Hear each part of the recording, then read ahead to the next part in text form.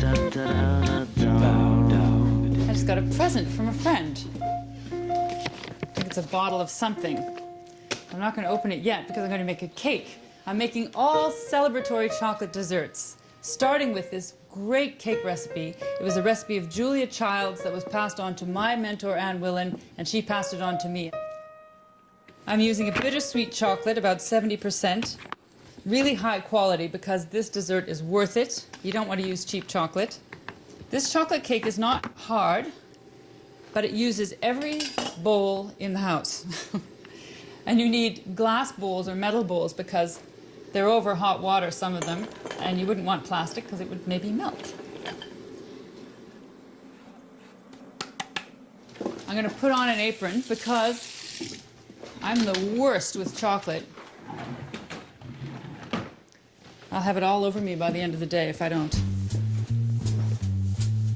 I need, for flavorings, 2 tablespoons of really strong coffee, espresso, and some rum, and vanilla. Just a teaspoon. And just let that gently melt while doing the egg. 3 eggs. It's a very rich cake. And they're whole eggs.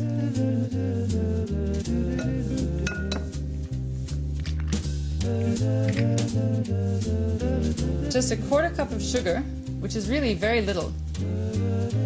It's quite a bittersweet cake. It's not kid cake. So beat the eggs and sugar, and then set it over the simmering water.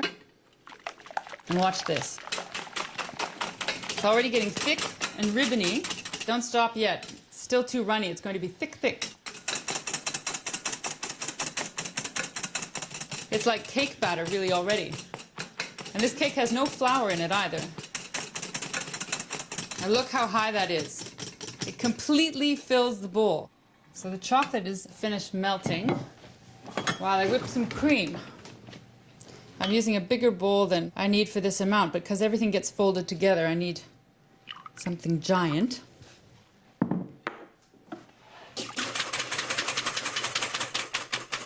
I'm getting wise. Look at that.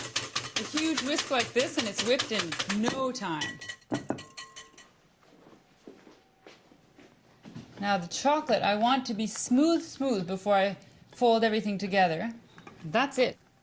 So now, I'm going to put a bit of egg into the chocolate first.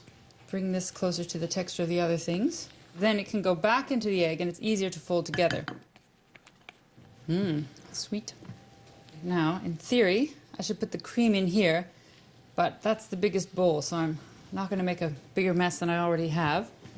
I'm pouring the egg and chocolate mixture in on the cream in the big bowl. It's not completely folded in yet, but I want it that way because that keeps the most volume. That way I can fold them all together.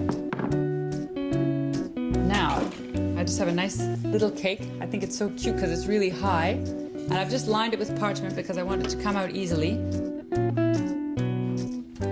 And the last thing is to put a final water bath, or bain-marie as it's called.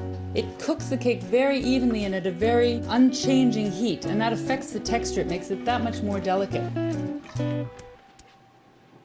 That needs about an hour, which gives me time to whip my cream. That's nice and thick.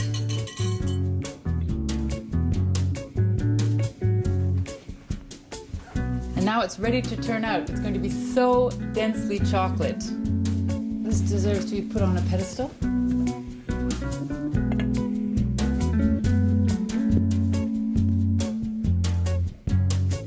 Ooh, that looks so spectacular. It's so high and densely chocolate.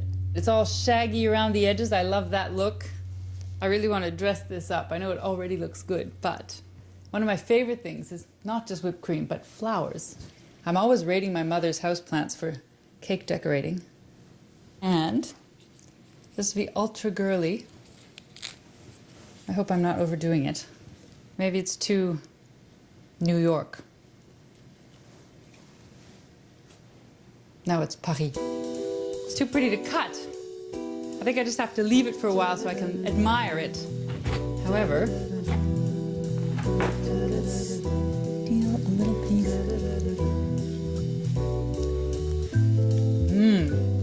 Oh, it's so soft texture. It's just this melt in the mouth chocolate.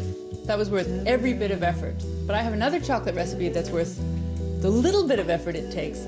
Chocolate crepe stuffed with whipped cream and fruit.